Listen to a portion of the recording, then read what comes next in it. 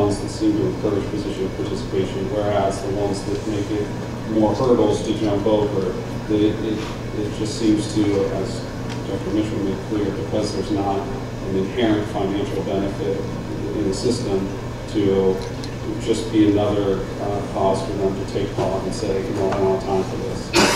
And only encourage at the outset those who are really vested in seeing the possibility of their patients receiving that's the concern. And it's funny you mentioned the number of clicks in the last physician panel discussion we had. One of our panelists actually commented having 6 check boxes and just narrowing that down to 1 makes a difference. And so we changed our spectrum to meet that. So we're mindful of that. We want to make it as simple and easy as possible.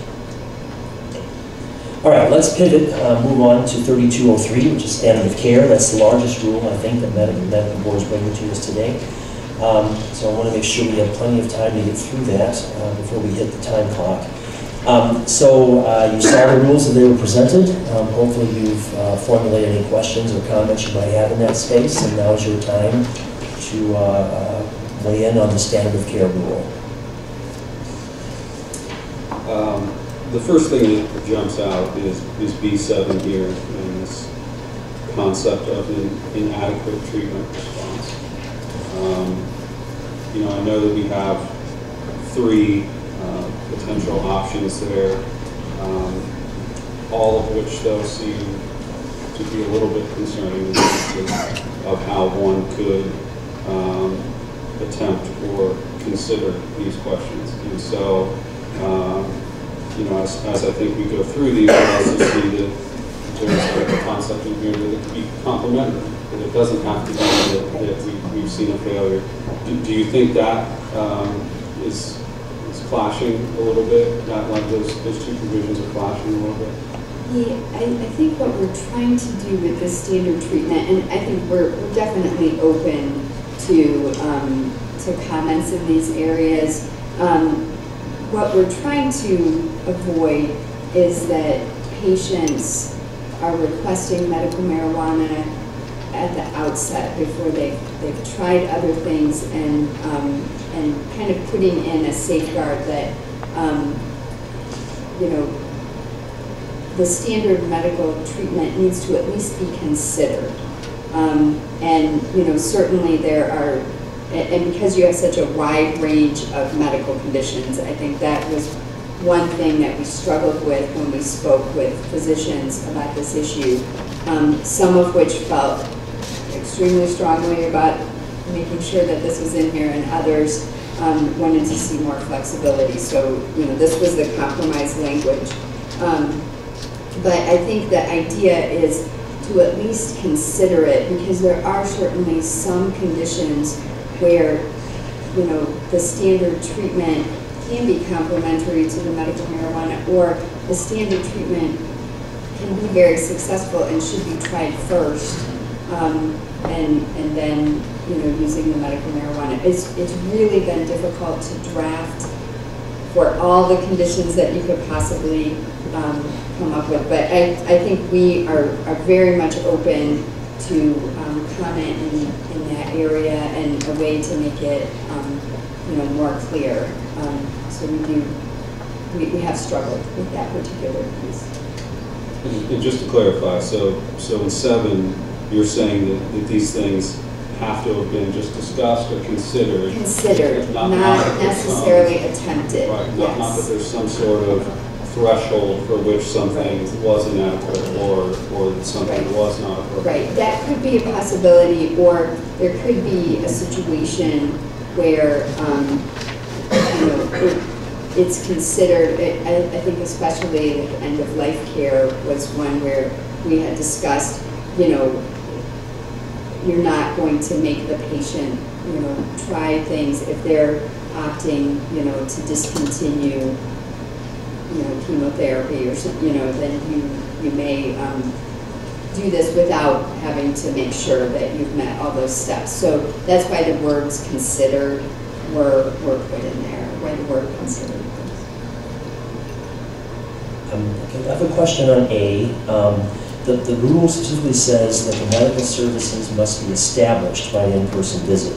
So to some of the comments we had earlier about accessibility, is there any latitude within the statute that would allow an establishment via in-person and a continuation not having to be an in-person visit? Is there any, did you talk about that at all and when you thought through the rules? We don't talk about it in the rule, but we have another rule that, that deals with that as well. Technically, I believe medical marijuana is going to be considered a controlled substance. So we do have another rule dealing with, you know, prescribing and,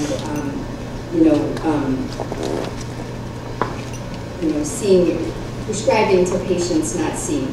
It's that initial thing that needs to happen in person, and then typically, if it's within the standard of care, if it's appropriate, then, and they're meeting all other requirements, physicians could do, you know, subsequent visits, via other. A delegate or yes. of something, much like the pain management. It would be similar to our main pain management rules, or is there another model for that? There's another model. Okay. Yeah. But I think we also want to be clear that, you know, the recommendation expires at 1 year, and I think we're anticipating that, you know, the patient would come back and have an in-person visit. Question? Does the statute define in-person? I don't think it does. Telemedicine has made such remarkable advances that depending on the person's diagnosis or malady, and especially in a mental health, you can do pretty much everything you can do without me being right next to you. And in rural areas or when you need this specialty access, I wonder if you're being too restricted. Well, to Marcy's earlier point, we're trying to prevent a pill mill, slippery slope situation where doctors sit in front of a computer and just recommend. And it's tough if you open it up to some patients. It's tough to really limit that ability for someone to sit in front of a computer and just recommend. So, no, well, I guess it's a computer, but or whatever it is, a kiosk or whatever. But if you do it via Skype, for example, I mean, you can just sit there, and it'd be very tough for us to limit that without an in-person visit. what would you be limiting differently? I mean, you're relying on the ethics of the provider. And whether the provider's in a room with them or whether they're over telemedicine, you're still relying on the ethical decision-making of that provider to do the right thing. And it would seem to me that you are restricting the patient's access to the provider. I hear you about the pill mill. I don't want that either. But I also know that we're making remarkable progress with telemedicine used ethically. I feel comfortable with the rule as is, in my personal opinion. If these problems actually arise, we can address them at that time regarding access. But for now, I'm just concerned about opening it up too much and then having to restrict it harder. But starting like this and making it more liberal as time goes on is an easier process for us to manage. That's just my personal opinion. I think we're going to see that evolve over time. A lot of it's going to be, do we gain the critical mass of physicians we need to actually launch and sustain a program? Do we see patient adoption really following a good medical pathway, or does it become something else? But when we discussed this as we were developing the dispensary rules, it's easier for us to grow than to pull back. And I think time will tell if we're able, how quickly, if we need to grow in this space, we'll give some latitude. Well, we just don't know yet. I think we will know it fast when we get into the registration period. But I agree with you. Telemedicine in general, in a lot of our spaces, is gaining traction. Sometimes for some very good and solid reasons. Sometimes it's just a matter of convenience, and I'm not sure that's always the solid reason. So I think we'll be challenged by that.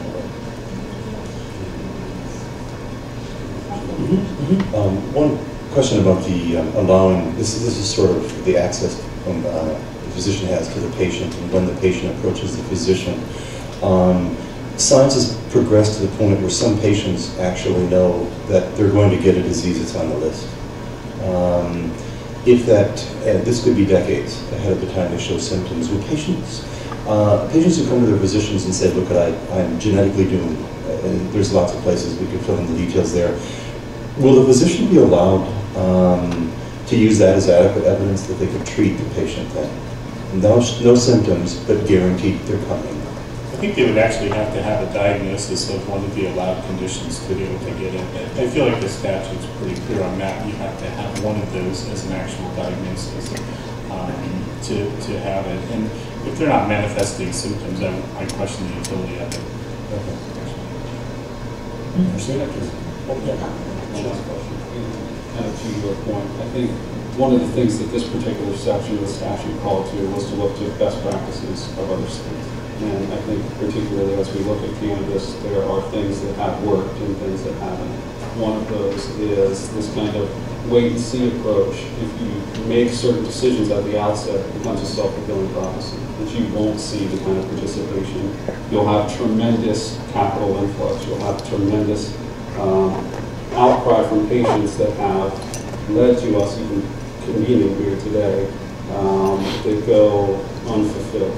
And there becomes to be a time, a tipping point where there's tremendous financial consequences to that and consequences to the ability for patients to have access to the medicine. And then that kind of rollback that happens actually goes the other way, that the restrictiveness then gets rolled back. And we've seen this multiple times. And so in professing that, that is not to criticize. It is only just that should be part of the equation that we're thinking about up front, rather than just saying, let's kind of take this wait and see approach, which tends to be a self-fulfilling prophecy, and kind of hope that we can do that. So that might have been a more of a comment, but I think it is germane to the conversation of what states did we look at. And if the answer is New York, Minnesota, and Massachusetts, one of the things that we saw in Massachusetts, because it was so restricted, they ended up with recreational marijuana. One of the things that we saw in New York is that they have now rolled back those rules, broadened, and certainly as a result of tremendous capital loss and the inability to have access to medicine.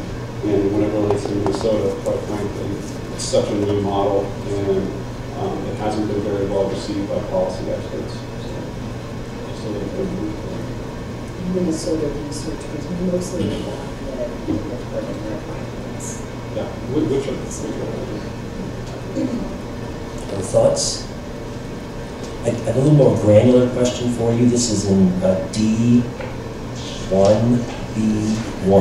I don't have a page on mine, I'm sorry, I can't reference it to you, but it's about the inactive recommendation. Right? My specific question is, what do you envision in your work with the various boards for that to look like? What are we looking at to see if the recommendations are active? Are physicians that did not make the recommendation actually able to terminate that? I'm just understanding how you assure only one is active at a time. And so what we're envisioning is as the physician logs into the patient registry, this would obviously be a pre-existing registry. And we're working through the details of what exactly that interaction looks like. But the key to us is to make sure that there is only that one recommendation in the system at a time. So what are the various physician interactions where they would come in and maybe, I don't want to say overwrite, but if they were to, let's say, diagnose a different condition and the patient got a fresh certification that would extend for another year, you would obviously have to terminate the existing recommendation in place. You'd have to reconcile any pre-purchased daily doses and make sure that's reconciled with the dispensary. So I think we're relying on the patient registry with the heavy lifting of that, the mechanics of that for us. But certainly it's not in any way intended to deny the patient the medicine. It's just making sure that there isn't any opportunity for the working use. Okay. Yeah. Kind of same line of thinking question I had. It was the point on slide 16, but I think it's in this section if I'm following it right. Is if you said review the OR's report for the immediately preceding 12 months, my question, how difficult will that be for the average physician to do that? How many clicks, or how hard will that be? Well, it's the Board of Pharmacy's system of the patient registry is by the same vendor as ours. And so we're looking at a single sign-in for the physician. So the signing of orders would also sign in into the patient registry. So we would expect them Would it to be be hard? virtually seamless. Is it time, how much time does it take for that physician who wants to treat this patient to get that? It only takes. I don't have a sense. It does take a couple of minutes, and it is an extra step, but you are allowed to assign surrogates to check orders. Okay. But I think because of the way these systems are being developed, we expect it to be probably virtually instantaneous. I mean, they're literally the exact same manufacturer or software vendor. The It's physician more, himself, or but herself. it is more, it's more clicks, you know, more stuff to actually do it. But we do it routinely now for so many things. Anytime we write any controlled substances, I think most physicians check it. Dr. Mitchell, yeah. So if I can follow up on that, I'm a hospice palliative care doctor as well. I use the OR system every single day. With the designee, what I can have is one of my physician designees put that out for me, and I have it right on the chart, and I already see it when the patient's coming in. So I don't think that's It's not going to be